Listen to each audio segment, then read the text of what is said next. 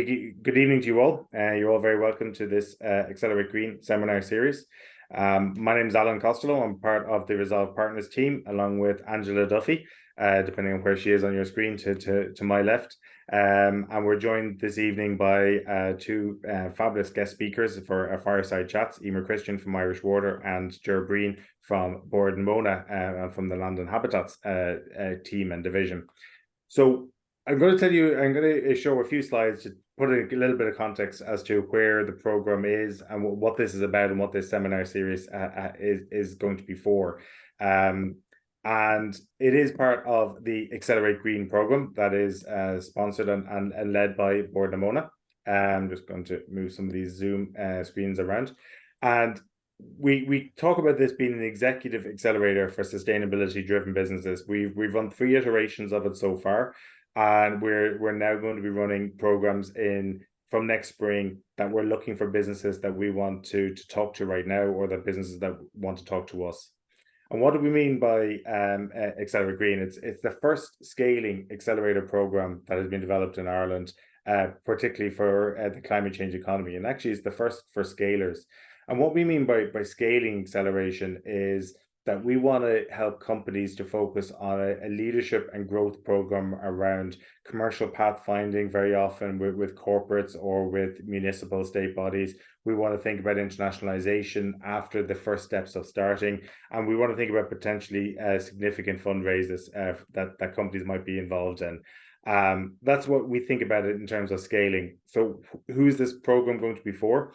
It's around the C-suite. It's the senior leadership of scale-ups and SMEs in Ireland who are responsible for the company strategy. So typically the CEO or the commercial leader of a business will join the program, and very often other members of their leadership team will come in and join for much of the program, or particularly some of the areas like product management or investment or climate proposition that are particularly of interest, so that the information, the acceleration is spread across the whole of the management team.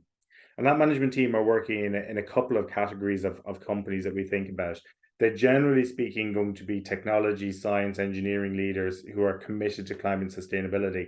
So they very often a climate technology company is, you know it when you see it, and many of the companies that we've engaged with are natively doing climate or ESG related solutions.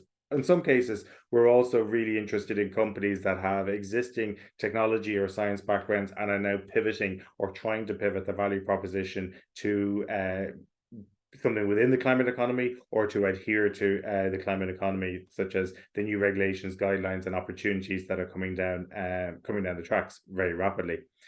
We think about the stage of companies. They can be SMEs. So typically on our programs, companies join when they have 6 to 10 or 10 to 20 staff. So not always early stage companies, and far from it.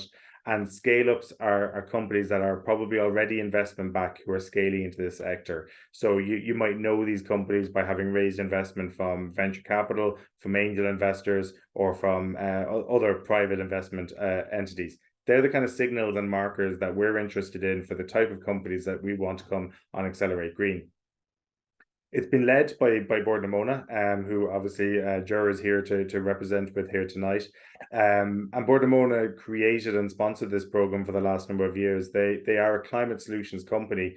Many of us will, and probably most of us will remember and know Bord na Móna from their heritage, and where they've come through from the 50s to the 80s to the 2000s. But that change that has happened in Bord na Móna from a peat and a fossil fuel originating company or production company to where they are now today in wind, solar, soon to be hydrogen, as well as the waste management and the circular economy piece that they're doing. And with that peatlands piece, and I think we're going to hear a lot more about this tonight, that peatlands piece has now transitioned from a production to a management and a stewardship of the peatlands. So all of these aspects have required new technology, new business units, new thinking, and to hear the Bord na Móna story from the inside has been a fabulous learning for the companies on the Accelerate Green program. and not least the amount of interaction that the companies get. Many of them, and I think nearly most of them at this stage, have had commercial engagements, pilot engagements with Bord na Móna, and we encourage that almost as a practice on both sides, but almost as a practice for the companies to get involved with these type of large corporates. It's delivered by us in Resolve Partners. We are all of our profiles are the same. We've been entrepreneurs, we've been investors, and we're continuing to go down that path. We've been involved in the Irish startup and scale-up ecosystem for about 15 years each, investing in early stage companies, supporting companies to raise seed rounds, A rounds, and even onwards through to exit. And maybe interestingly, and particularly so in the climate economy, we have also got deep expertise of working with corporates around R&D and around product development and commercialization within the corporate world. So it's that kind of blend of startup experience with corporates with an investor lens applied to it. And that's what we try to do. The program itself is heavily delivered by Resolve Partners, but it's more at least as interesting in over 40 or 50 speakers and mentors that we bring in to work with the companies on an as needed basis, be they from the climate economy, the research, institutional finance, and particularly the voice of corporates about how they're changing and learning to grow into this climate economy, which gives opportunities for startups, scale-ups, and SMEs to interact with them. Fair enough. Is it any good? We're particularly proud of this program. I have to say, we've had hundreds of applications across our programs. 25 companies have been selected, and in spring of next year, that company is going to go north of 40 companies. There are pilots being secured. The revenue growth of our companies we track this longitudinally, as we've seen revenue growth of 150% and over 80 jobs have been created. But actually, we're pretty confident that if you're a startup, a scale-up, or an SME, a founder, you want to go and talk to any one of the founders that have been on the program, some of whom you might hear from tonight, you might hear good things, and we're happy to stand on the recommendation and referral of the people who have been on the program, as Pádraig's quote on screen here today. So the program is going to run between January and June of next year. In fact, it finishes in a fairly major conference called Ireland's Sustainable Future, which we've run twice in Tullamore. So the program runs between January and June. Applications close on November the 10th. It's a pretty simple expression of interest that you'll find on accelerategreen.ie. But from that expression of interest, we will invite a certain number of companies to come in and pitch to us, talk to us, also challenge us, and to make sure that they're getting the right things out of the program that they need and that they want to do. And then we'll invite companies to join the program, both at startup stage and also at primarily the scale-up stage that I've been talking about. More information on Accelerate Green on the application process, the program, the previous cohorts, previous companies that have been through, and also importantly, information there about more upcoming events and seminars that we have, just like tonight's, where we have this Accelerated Green Ambition speaker series, this seminar series that we run on Tuesday evenings. There are conversations hosted by our colleague Angela Duffy, and we generally bring in speakers. In previous years, we brought the voice of the investment community, the voice of the venture community. This year, we have a very strong focus on bringing the voice of industry to that perspective. And tonight, we're going to hear from first Eimear from Uisce or Irish Water, and also from Ger Breen from Bord na Móna, who is leading the land and habitats division of Bord na Móna. So I'm going to hand over to I'm going to stop sharing this slide deck, and I'm going to hand over to Angela to formally welcome and introduce Eimear, and I'll chat to you all at the end of the seminar, just as reminders. Thank you very much. Thanks very much, Alan. I appreciate that, and good detail on the program.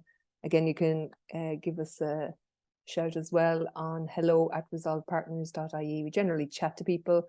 It's quite a mature program, and we've a mature group of people who learn from each other, so happy to chat to anybody who's interested in that.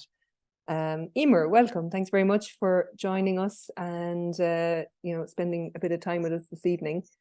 You and I met before you joined Irish Water, and it's kind of intriguing because I think everybody on the call, particularly anyone who has been living in Ireland for a while, know Irish Water, have heard of Irish Water. But in chatting with some of you there, it's actually a little bit different than you'd imagine. So what does it really look like? There's a lot of facilities, there's a lot of different things that you have to cover on behalf of Ireland. So can you give us, as an audience, some insight into the organisation? Yeah, thanks, Angela. So it was news to me really when I went in. Obviously, you think of Uisce and Irish Water, and you think, they provide water services, right? Drinking water, less so the sanitation piece and the wastewater and the sludge. That wasn't the first thing that came to my mind. But on top of that, it's like, as well as providing that service, it's basically a construction company as well, because, we're literally spending about 6.2 billion in the next 3 to 4 years on infrastructure delivery. And then there's the operation of all of those assets and that kind of asset management side of the business and facilities side of the business. And then you've got your fleets and you have your day-to-day operations. And then you have the local authorities who used to do a lot of this kind of water services work and are now coming under the roof of Éireann in the new structure. So yeah, like, we're the custodians of a really, really important resource for Ireland, and something that's really key to sustainability as well. Like, nothing will thrive without water. So yeah, it's more than I thought it was, Angela. Yeah, and that's the sense I got, because I think the infrastructure piece is what struck me. Obviously, there's lots of pipes, which is where I would have thought, and you just flow water from one place to another. But Angela, there's enough pipes to go around the globe twice in Uisce in Ireland, under the ground, enough to go around the globe twice. It's really, really massive and you think of the small size of Ireland, and to have that much network below ground, it's huge. In terms of those facilities though, what are the main types of facilities? You're talking about construction projects, quite large planning, I assume. What are they now and what are they going to be? What are you looking at? Well, we have about just under 800 water treatment plants, over 1,100 wastewater treatment plants. That's, the core service piece. That and the networks under the ground would be the core service pieces. In terms of infrastructure going forward, we really need to shift the kind of business as usual into more circular design and circular building, energy efficiency design. That all is coming in now into the very beginning and being embedded into our investment process. And that's all new. So really changing the way that we do things, and business as usual isn't going to succeed, because our projects, well, from initiation, they obviously take years to get through the planning process, which has its own, I won't go there, challenges and hurdles. Yeah, and Ireland in particular. Yeah, everywhere in the world, mind you, but yeah, it has its own lengthy challenges. So from that stage to the point of something actually being brought into inception and actually being built and developed out, and then the lifelong, the carbon life cycle of these projects, they're there for such a long time once they're built, that if we get it wrong and we don't get the right things in a design stage, we're really creating big problems for the future and no chance of getting to net zero. So it's that design stage, the design thinking stage, is where we're focusing. Yeah. Okay. So then, you're in with Irish Water now, leading up innovation and sustainability. Nice that those two are together. Can you tell us a bit about, the journey and the changes that are underway in terms of sustainability? As you say, you're looking at the carbon life cycle, where before you were probably looking at the functionality of something, but circular, carbon, different whole set of, I suppose, metrics or ways to plan and as you say, design something. Yeah, so it really was just an asset management focus, and the old style of asset management. And I think Uisce Éireann have their own unique challenges as well. It's been very much deliver, and there wasn't a lot of time to actually take a step back and say, well, okay, how do we do this better in a more sustainable way? There was what surprised me when I went in, I think this is probably the same for a lot of organizations, there's so much good work happening that is sustainability and is linked to sustainability, because the strategy wasn't in place and people didn't really know what it was aligning to from a sustainable perspective. And they also didn't really know how to measure it and show that progress, that all the really, really good work that was happening was just kind of being lost, and not really, people weren't obviously getting credit for it, etc. And I think we've moved from that storytelling piece in sustainability, where people tell a nice story or show a good project, to that evidence-based piece. And that's where we need to get to. So I suppose what I've done since I'm only in Uisce Éireann 10 or 11 months. So, we have a brand new sustainability strategy now, and innovation sitting within sustainability. It helps but I'm putting the lens on innovation, that it is there to serve the needs of sustainability for the moment, because they are the biggest challenges that the organization has. And there's, you know, everyone's afraid to set their net zero ambitions, and they are ambitions because they don't know exactly how they're going to get there. And the reality is that the solutions that we need to get there in a lot of cases just don't exist yet. So we have to take that punt and set those ambitions, and then work really hard on collaborating and trying to get the innovations. And I think the key to that is really the problem piece. It's defining the problems that we have, letting people know the problems that we have, so that people can focus their efforts in the right direction to solve what are our biggest problems. And so we have, you know, we've 4 pillars, basically. We've environment, social, governance. Everybody will have those. And then we have a collaboration pillar as well, because without that collaborative piece, I just really recognize that nothing is going to happen in the environmental and social piece. We need to collaborate. And that's not just external, it's internal as well. Well, that's interesting. So I suppose one of my own personal beliefs is, you know, sort of the technology got us into this mess, you know, bit of the Laurel and Hardy, you know. I think, you know, you're right, the solutions, the technology is going to bring us out of that. And everybody is facing, all large organizations, all maybe councils, everybody is facing challenges and looking for solutions. And I suppose the point of the webinar series is to chat through some of that and to say, look, yes, you know, there's, you know, mandates, there's legislation, there is a mind shift that's, you know, completely changed. So we need to do things, we need to set the goals, and then with the goals, and it's human nature, set the goals and then find the answers. So lots of issues, and I suppose it's for everybody. I was going to ask you about how it plays on the day-to-day for you. You know, it's certainly when you're looking at exactly what you're talking about, designing a new piece of infrastructure, how do you go about looking at, well, we need to meet this goal, we need to bring in some of those targets, maybe the legislative ones or your own internal targets? How does that play out on a day-to-day planning basis? Yeah, I'd say the more difficult ones are the ones around biodiversity, because you'll have very typical public procurement, public spending type codes where, you know, you'd have maybe finance saying things like, well, you won't get extra money to do it in that way that's going to provide the biodiversity gain or whatever that you need to meet your targets. Okay. So I think there is a huge cultural shift that has to happen and is happening, which is really, really good. But it's about, how do we measure the value add of those biodiversity initiatives, etc.? How do we put metrics on the non-financials? And that brings us all back to the Corporate Sustainability Reporting Directive. And how are we going to measure those non-financials that have to now go up to the board?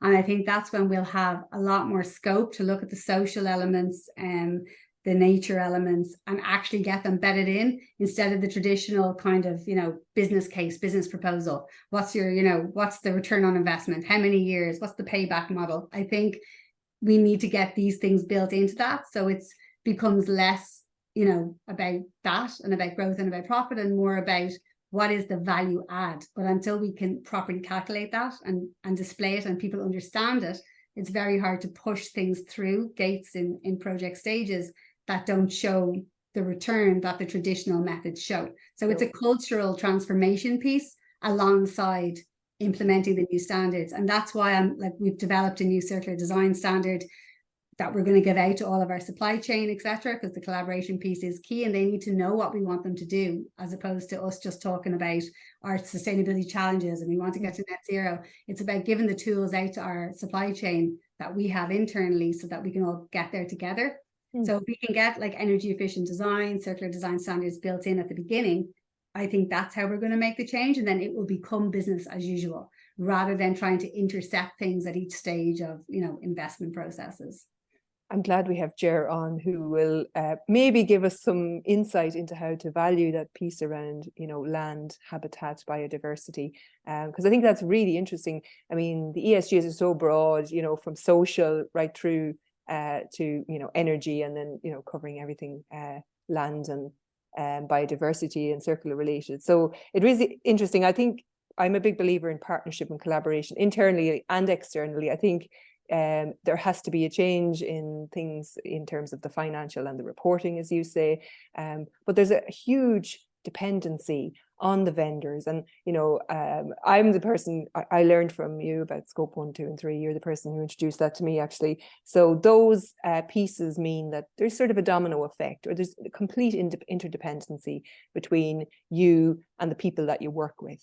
How are you going to manage that? So, you know, from it's everybody's, goal or everybody's mandate now to do that.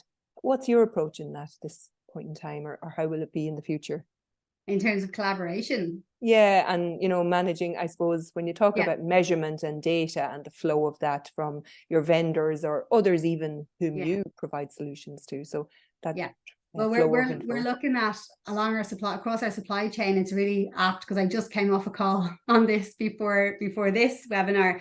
And we were, they were asking us kind of, were we going to ask them all to set science-based targets? And I'm a believer in you lead. So we haven't got a science-based target approved in Uisce, Éireann yet. So we certainly won't be asking all of our suppliers to go and get them approved. But what we will do is make sure that everybody is looking at the kind of the 1.5 degree or the 2 degree global warming and aligning themselves to that pathway as a minimum. Their scope 1 and 2 emissions we need. So there are elements of their carbon footprints that we need. Their scope 3 emissions, we accept that it's a growth, it's a journey. Nobody has a full scope 3 set of carbon footprinting. And what we're hoping to do is get all that information, the scope 1 and 2 information from all of our suppliers, so that we can then track their trajectory. So is it going in the right direction even? The reality is in the numbers. And if there is, there will be wiggle room around intensity targets. So if somebody is saying, well, we did 4 times more, work this year than we did last year, or we got a lot more contracts, or we're growing, we've opened up 3 new offices, we can set intensity targets just to look at decoupling. Are they decoupling their operations from their carbon? Are they decoupling their operations from, the energy that they use, or from whatever GHG emissions that they might be emitting? So there's lots of different ways to look at it, and we're not going to force everybody down science-based targets routes, because I think on the science-based targets, they're still looking at various sectoral ones as well, in terms of like one for the construction industry, so I think we'll let that mature a little bit, as opposed to, I don't want to be out there with a stick telling people they have to do this. I want to do it ourselves and then share what we can with our supply chain and bring them along the journey. So that's kind of the approach that we're taking, more carrot, less stick, because back to what you just said, like nobody's getting there on their own. Nobody's getting to net zero. And some of our suppliers, interestingly, today we're actually asking on the call, like, what is net zero to Uisce, Éireann? And that's something that, net zero is a thing, it's a term. It was coined by the Science Based Targets Initiative. They actually coined that net zero term, and it is absolute zero carbon in scope 1, 2, and 3. There's no net zero, just scope 1 and 2, So, yeah. Yeah. And then I suppose, what strikes me is this is really just an evolving landscape. There isn't, a how-to, there isn't a manual out there. How much work, I suppose, is being done by, the big fours, the KPMGs, the PwCs? Because it strikes me that they have to be ahead in some sense, or they should be. Maybe they're not, so they are probably working for quite a while to try and map some frameworks. There's probably been academic thinking on this. Where are we in that journey overall in some of this? I think the CSRD is definitely bringing it all together. The Corporate Sustainability Reporting Directive and the likes of KPMG, etc., and the Big Four, what they have is resources, and they have people who are maybe specialists in different areas. Like, for example, when you talk about the day-to-day in Uisce, Éireann, like today, I just talked to KPMG about the human rights due diligence, so that social side of sustainability that we all forget when we think about what are the solutions that we need. So I think what they have is obviously cohorts who've been working in different areas of sustainability for a long time, and now that the whole thing is being pulled together in that ESG strand, they can pull those people together and probably come at it with a more rounded approach than like an individual company can individually. So I think they're definitely a useful resource. But I think there's a lack of authenticity there. I think companies really need to understand sustainability, what it is to their company, because it's about the impact that you have, and you need to know your business inside out. What do you do? What are the impacts you have? The communities that you operate in, the people in your business and outside of your business. And really, sustainability was supposed to be about that at its core, protecting everything that's closest to you and the people that you impact. And obviously, the bigger your company is, the bigger your supply chain and the bigger the reach that you have. And you need to look at all that impact, etc., over a larger scale. But I do think, we need to keep a bit of authenticity in the sustainability world, as opposed to it all just becoming the ESG formula. Yeah. And that's very interesting, because it was on the last webinar we had Ruth Kelly from Henkel, and I was asking her, what's the piece of advice you have for maybe smaller companies? So, there's large corporates, they can have teams of people dedicated to sustainability. They can work with other large KPMG type organizations. So there's lots of people who have, more deep knowledge in certain areas. But she just said to smaller organizations who might be listening in, have somebody in your organization who can stay abreast of the legislation as best you can. And then, apply that as best you can to your particular, organization. And as you say, what it impacts. So it's exactly the same type of thing. Everybody's makeup is unique, and how you spread and how you impact is going to be different. So I think it's important that there is somebody inside, how large or small you are, who has some sort of specialization or some sort of role to keep abreast of what's going on.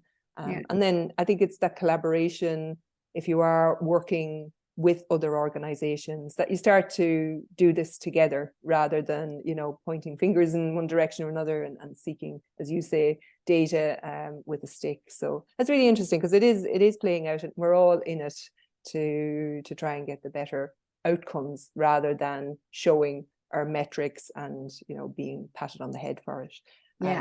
So I suppose with this audience, we have a mixed group of people, and it's great to see so many joined at this time of the evening. Thanks everybody for joining and staying on. There's a lot of SMEs and scaling businesses as well. We're, obviously running the program for those businesses. Have you any advice in terms of those people trying to maybe be prepared to sell or have clients in sort of larger organizations? Have they sort of things they need to do to make themselves more eligible to be vendors to larger organizations? Yeah. Don't send messages on LinkedIn. As in, you wouldn't believe the amount of requests with great ideas. But honestly, if somebody sent in something that said, I heard you have this problem, like focus on the problems, figure out what the problem is in, whether it's Uisce Éireann or whatever company it is, what is their biggest problem? Because for us, everybody thinks our biggest problem is energy, because we're the biggest user of electricity in the public sector. So we use about 700 gigawatt hours. It's a lot. It's not my biggest concern at all. Even on the thermal side, we have to get to 51% reduction in GHG emissions from thermal heat as well by 2030. I'm not even concerned. We'll focus on biogas. The solutions exist. There are solutions there. On our process emissions side, there are no solutions. And that is the problem that we need to solve in Uisce Éireann. So by a long shot, that's our focus. And if there were innovations out there that could be adapted or that could help to solve or work towards solving this problem, ears would be open, eyes would be open. We'd get through the procurement barriers of the public sector to take in an innovation. The problem is that large. So I think really it's about taking the time to figure out what is the problem that the company has, instead of just coming at them with, we have this solution, focus on what is the problem that the company has. This is something, and Alan, myself and Alan and others that I've worked with, that always say that to anybody with their business, focus and approach your potential customer with the problem, and the empathy starts from there. You already sort of have someone who humanly wants to talk about their problem rather than to adjudicate your solution. So it's a very good piece of advice. We were probably very much singing off that hymn sheet to anyone that we've worked with on the program or many other programs as well. That was, again, one of my questions was the issues that are facing you now. So as an audience, you're after asking everybody here and anyone else who might come across this as a recording or later on, process emissions. Give us a little bit more of detail on process emissions. We talked about the infrastructure and the makeup and the facilities and potential facilities and what you're going to construct. What does process emissions mean right now? What's that? It's the treatment of the sludge from the wastewater emits these emissions. And nitrous oxide and methane would be the two main ones. And really, we knew this, it's not new, right? But the scientific factors for their GHG emissions have quadrupled on the nitrous oxide side. So essentially, it used to be a small chunk of our carbon footprint, and now with the new classifications in terms of the scientific quantities for the GHG emissions, it's quadrupled. So now our process emissions piece in terms of our carbon footprint is as big as it is from our electricity, which was our biggest issue, right? So that's a huge challenge, and there are no solutions. And I think in Ireland, sometimes when it comes to innovation, we can sit back, and I've had people say to me, sure, you know, look to Uisce, which is a UK water industry research organisation, or look to Euro in Europe, go over to Brussels. And actually, I think we should actually try to solve the problem ourselves. Do you know what I mean? Like, there's no reason why in Ireland we've great innovators, a really good culture of that. So I don't think we should sit back in terms of that is something that we should look to solve ourselves, as opposed to sit and wait and hope that the others will do the heavy lifting and we'll come in on the back of their research. It hasn't worked in the past on everything. I don't see them as being particularly agile in all of these areas. So that's and interesting. I feel like there might be solutions. Yeah, and I suppose we at the moment are looking for people with solutions, as Alan described, you know, companies that maybe are established, that have capabilities and skills, who are now pointing those in the green direction. I'll have you know, there's certainly people who are looking at what you're talking about there. So I think that within Ireland, I'm very heartened to see there are a lot of very talented people in engineering, in farming, and in other places that are coming up with wonderful new ways of doing things.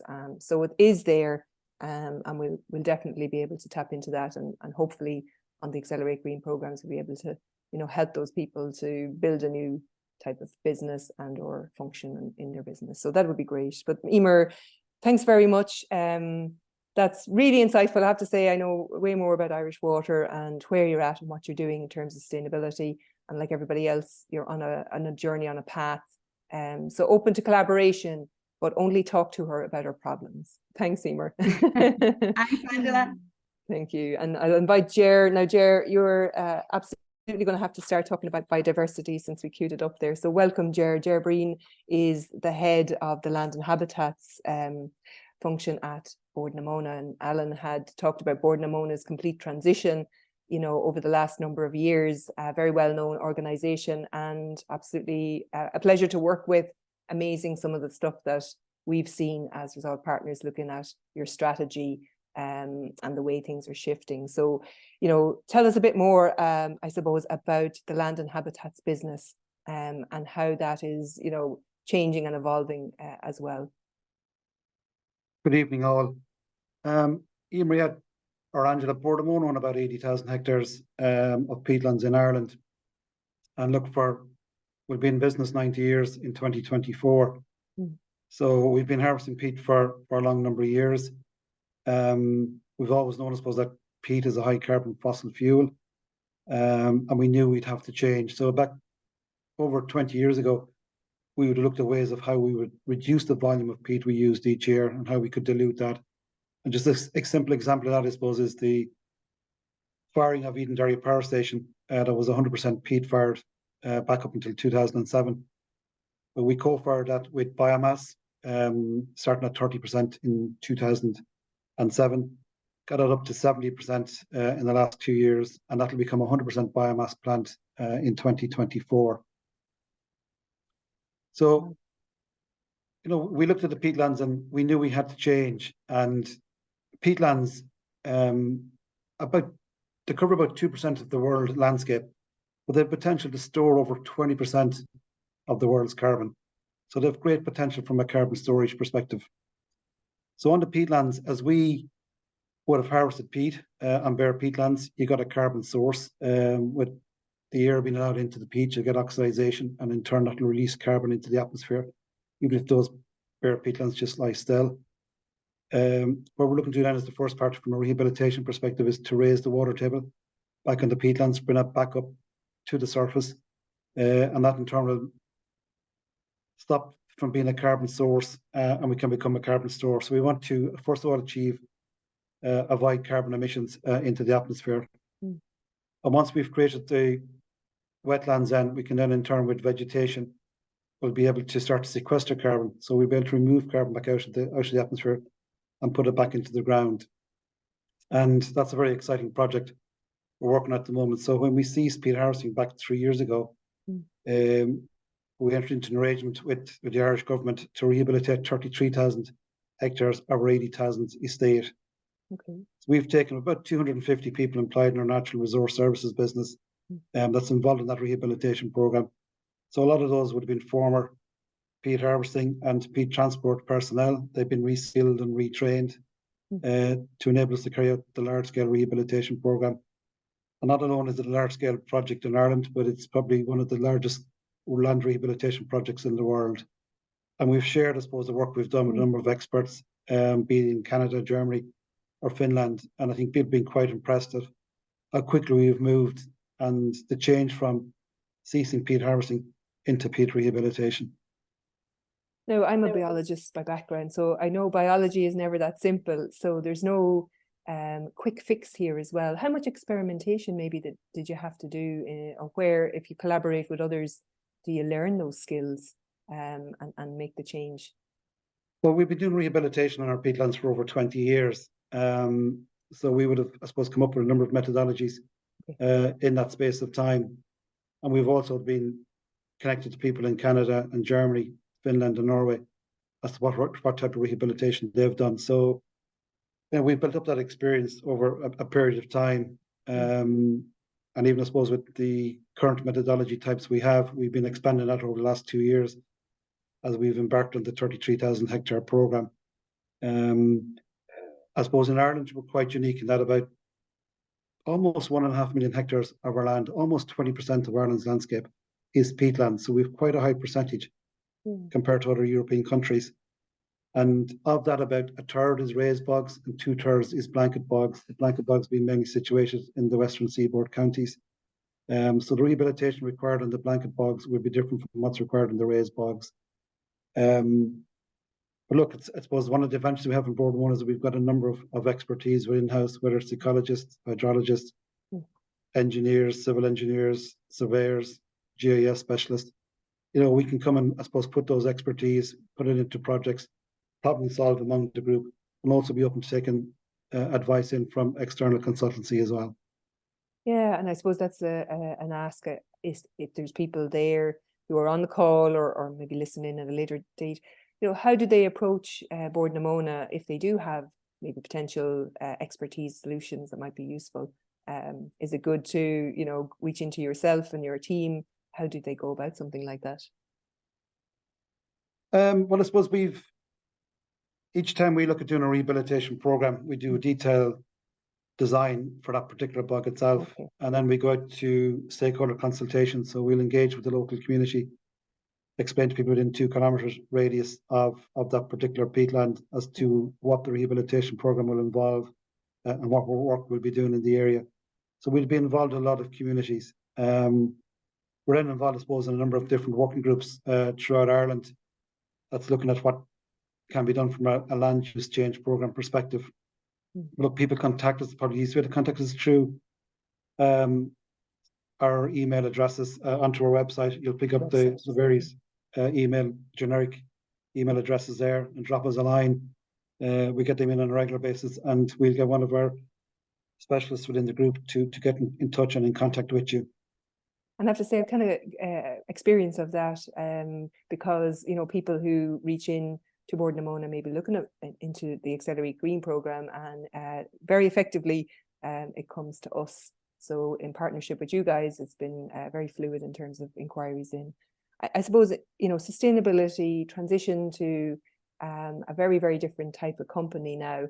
How does that play out in the day-to-day basis, at Bord na Móna and in the planning for the future? So there's certainly a very different strategy now than there used to be. How does that play out in terms of a larger, business strategy? Well, maybe just step back in time first. As I said, Bord na Móna is almost in business 90 years. And, we've undergone major transformation in the last 3 or 4 years. We have to look, I suppose, at the peatlands through a different lens. We would have, I suppose, seen the peatlands as a way of extracting peat and using that peat for power generation, home heating, and for horticultural purposes. But if we look at where Ireland Inc. is today, and I suppose that goes from a world perspective, we know there's lots of greenhouse gases. We know there's global warming. if we look at, I suppose, how are we going to address that challenge? And there's probably 4 key sectors that's contributing to the greenhouse gas emissions. One is electricity. So are we using fossil fuels for electricity generation? So I suppose in simple terms, we have to stop using fossil fuels. Number 2 is transport. How do we move from A to B? Number 3 is buildings. So, how do we heat our buildings? And number 4 is agriculture. If you look at the first 3 on renewable, on electricity, Bord na Móna are embarking on quite a significant renewable energy program. So we're looking, I suppose, within that portfolio, wind farms, solar farms, hydrogen plants, battery storage. And they'll all contribute to help people to move to an alternative source of electricity through renewable energy. And we heard, I suppose, Eimear previously talking about the 7,000 hours of gigawatt hours that they require each year. So again, they'll switch to renewable, and she's quietly confident from a sustainability perspective, they have a solution for that.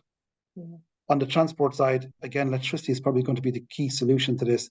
So I suppose for individuals, the electric cars and moving people, I suppose, from the diesel and petrol cars back to EVs. And, we can see even that change is happening with the pickup in EV sales in the current year. And on buildings, again, electricity will play a major role in helping that transformation. So we know renewable energy will have a significant impact. So look, we want to be part of helping Ireland achieve its 9 gigawatts of onshore wind by 2030.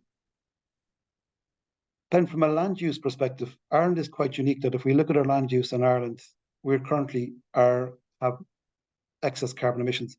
So we're a carbon source.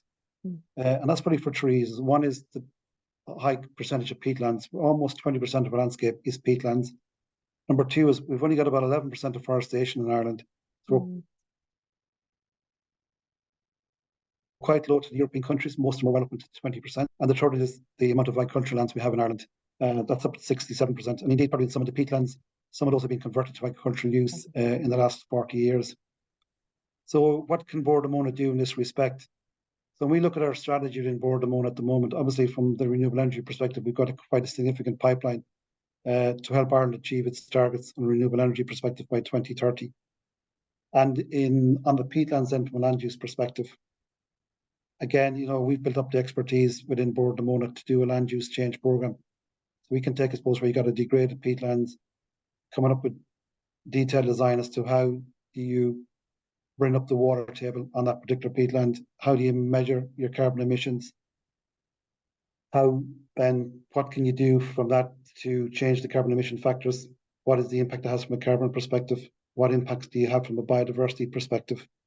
And we're putting together a product offering that can bring both carbon and biodiversity offerings back to corporates in Ireland to address their own climate change challenges that they have. So if we look, I suppose, today in Bord na Móna, instead of looking at what volume of peat we're going to harvest next year, we're now looking at what hectares of land we're going to put through a land use change program. We're looking at what impact we have from a carbon emission perspective and looking to see what we can do in the renewable energy front. So we just recently published our sustainability report. It's available on our website. That looks, I suppose, at our baseline back in 2018 and what it was at March 2023. We're very proud, I suppose, of what that change has come through in that sustainability report. I suppose if we look at the carbon emissions in Ireland, Bord na Móna was probably number 1 on that list. But we're glad to report now that we've fallen significantly down that list over the last 5 years because of our transformation programme.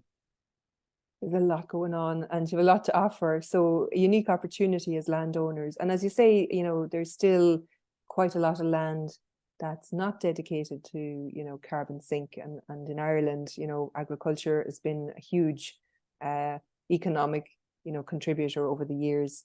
I suppose I've been speaking with people, I suppose value, like the piece around the biodiversity that Eimear spoke about. How do you put a value on some of this, Ger? You're talking about being able to provide value to corporates or to Ireland in general.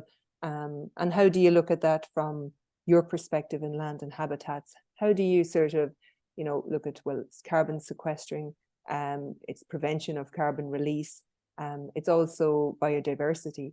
How can you, and do you look at this in terms of value from Bord na Móna or value to others? Yes, we do, Angela. Look, it's going to all come back to metrics. We've got involved, I suppose, in looking at what the carbon emission factors are. We're looking at what the greenhouse gas emissions are. We now have got our own internal carbon team. I thought honours maths for the Leaving Cert was quite challenging, but when you get into greenhouse gases and flux measurements, it's quite complex, and we do need to build up our scientific evidence around their carbon emission factors, and that's something we're working on. We're hoping that, at Ireland Inc. level, we will produce a peatland carbon standard. But it's all back, I suppose, to the metrics, and likewise in biodiversity. So again, in biodiversity, there's probably best part about 100 metrics out there that you can use to measure. Okay, go out and do a baseline study as to what is the biodiversity reading on a particular piece of land. What can you do to improve those metrics over a period of time? So you can come up with a nature restoration program that'll help to improve the metrics on that. And in turn, I suppose those metrics will be put into credits, and in turn, then a value put in those credits. And in time to come, I suppose those credits will be traded in the marketplace. Yeah, I mean, honours maths for me was, scary stuff. You have an accountancy background, so you shouldn't be scared by all this, Ger. I was chatting to you before. So, hard sums, isn't that what they say? So yeah, I mean, I think you're right. Again, the conversation with Eimear was there's no straightforward answer here, and people are working on this, and hopefully collaboration will allow sharing of approach to doing this, and it hasn't been done before. Other people, I suppose, are working on it. My scientific background worked in research in academia for years, and somebody was doing exactly the type of research I was doing, but 4 or 5 or 6 of us have to publish for it to bed down. So I think I see similar things. We're in a sort of a transition. There's an evolution of approach, and how to measure, and how to monitor, and so eventually there'll be some standards that'll come to the fore, and hopefully Ireland and yourselves are part of that. So that's good to hear. You do work with external groups, presently, a bit like Eimear. There's always dependencies, where you're working with people. Maybe you're working with the corporates to provide something to them. You're obviously an energy provider, and then how do you work with potential vendors? So people that are, supplying into you.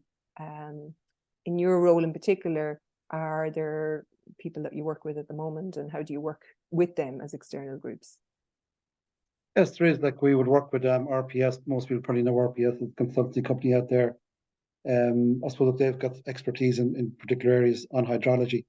So we go in, I suppose, before we start any land use change program on a piece of land, and we'll put in our piezometers, and we get a measurement as to what depth the water is on that particular landscape, and we monitor that for over a year in advance. So we get an understanding as to, as rain falls and participates, what is the impact it has on the groundwater level. So when we come to designing our plans, we're not starting from scratch. We also would take in companies to get LiDAR information. So we'll fly planes over particular parts of land to get what that landscape is. So we've a lot of digital data collected to enable us to prepare those detailed plans. Also thinking of the whole area of carbon monitoring. We know, I suppose, I would say probably the 2 biggest challenges facing companies over the next 20, 30 years will be climate change and digitalization. So we know as we come up with solutions in respect of climate change, digitalization will also play a significant role in that. And I suppose we've seen that on the Accelerated Green program over the last 2 years as well. A number of companies are coming with those technology solutions. And it's going to be a question of people working on pilot projects where you're looking to capture data, you're looking to use AI, digitalization to be able to gather all of that information and then come up with a practical solution that'll enable you to offer a product offering back to interested corporates. If we look, I suppose, at carbon monitoring, there's various ways. They're quite expensive at the moment of flux towers to go out and measure what those carbon emissions are. But with digitalizations, there's ways of where you can measure that on an automated basis, and in turn be able to bring back the data and the evidence to companies to show, look, what impact you had with your land use change program. So yeah, like partnerships is going to be extremely important to us. We probably, as we embark on land use change programs, there is some information gaps out there at the moment. We want to run some further pilot projects so we can obtain the answers to some of the questions we have at the moment. And that will require working with other parties to enable us to come up with the overall solution. I think that's really interesting. So a lot of it is data, and then, as you say, you have that digitized.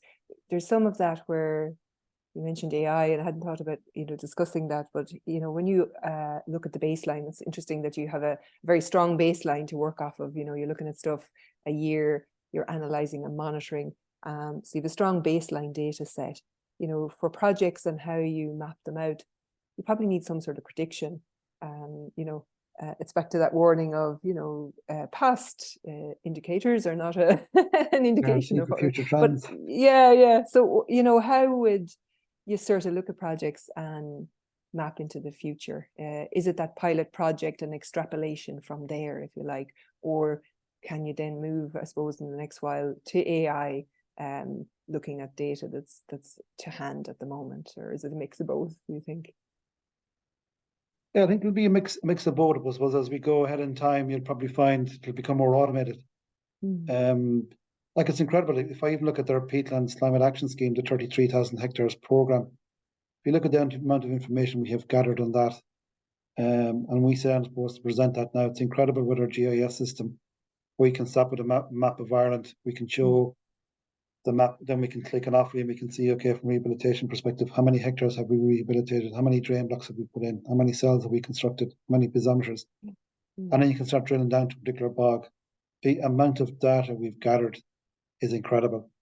And like, I suppose as we embrace digitalization, in time to come, we're very conscious that we've got to be partnering up with digital partners, because the solution and with the data we're collecting will require that. And scientific evidence will even become more important, because solving the climate challenges is not going to be easy. There's no point in Ireland doing our own way and trying to come up with the answers, because we've got to come up with this on a global basis. And it's going to be very important, I suppose, that companies and corporates share information so that we can come up with the right thing. Because we are embarking on quite a serious journey at the moment. But as Eimear said earlier on, there are solutions out there. What we probably need to see is more enablement. So we need to make sure that the planning process is working correctly. We need to make sure the right regulations is in place, the right standards are in place. There's a number, I suppose, inhibitors there at the moment that can become quite frustrating. So it's important, I suppose, from an Ireland Inc. perspective, we line up what's required and make sure we can get everybody going in the same direction. Yeah, and as someone looking at this sort of from the side, if you like, I do see that. I think, in Ireland, we're too small to enter competition. Competition is healthy as well, but I do think we need to work together. I've written down the word open source here, so back to that piece where people are working on something. There is a solution somebody's working on somewhere else in the world. Open source became quite a big thing for people sharing code, essentially, is where it really originated. But there's probably, when we look at the COVID vaccines, the sharing that happened and the, speed at which things changed and was able to get out was amazing. So we're at that same juncture. This is, very, very important. We talked about it just before everybody else joined the webinar, the weather we've had this week. The summer and the weather that it's been in September and most of this year has been different in Ireland, and looking at it across the world, it's scary. There's a big change happening, probably quicker than we'd maybe expected. So I think very, very interested in hearing how we could do something with other countries and how we share some of the solutions that others have had and that we come up with as well. We're coming very close to the end, and I thank you, Ger, very much. I think I'm very intrigued by, and I think that we have a lot of potential here as Ireland, very intrigued by the projects. Love to see some of that data, so I'll be tapping into, some of that when I get to chat to you again to see how we're doing. And it looks like we'd be a big player in this sort of, restoration and biodiversity across the world, which is nice to see Ireland an example of that. So thanks very much to Ger for your time. I'll welcome Alan back in. Eimear, thank you very much. I know she's had to head off there. So we will probably leave it with you, Alan, and I'll switch off on my end as well. No problem. Thank you very much, Angela, for hosting. Thank you very much to Ger. Really interested in both of the conversations and interested in some of those biodiversity questions that were coming up and how to value it. I'm also involved with Natural Capital Ireland, so intrigued to see that agenda and that conversation coming forth into our large corporates and then into the supply chain. Thank you all very much for joining us with us this evening at the Accelerate Green seminar series. This was tonight, but actually the next one is already in motion in planning. So on October the 24th, we're going to be joined by Mike Stenson, who is the Innovation in Ukraine lead for Kingspan. That's a 280 million euro campus development that they're building in Ukraine and have committed to continuing to build even in current times. And also John Riley, who's renewables and energy generation lead for Borden and Móna. And if I didn't get my argument tonight, I'm going to get it in 2 weeks' time with John and Mike. We'd encourage you all to join us. Register via the Accelerate Green website. The booking is live or will be live shortly for this next seminar series. And that wider point about the Accelerate Green program is looking for companies like many of you were on tonight, but also people that you know, founders and C-suite people in scaling and SME companies that are addressing the sustainability and climate agenda. We'd like to hear from them. We just need to be pointed towards them or for them to be pointed towards us. The best way to engage with us for the program is to have a conversation and chat to us over the next month. Applications or expressions of interest for the program close on November the 10th. And that's via a very simple expression of interest form available on accelerategreen.ie. Just in closing, to thank again our speakers tonight, Eimear Christian from Irish Water, Ger Breen from Borden and Móna, and of course our hostess with the mostest, Angela from Resolve Partners. Thank you all, and we'll see you again shortly.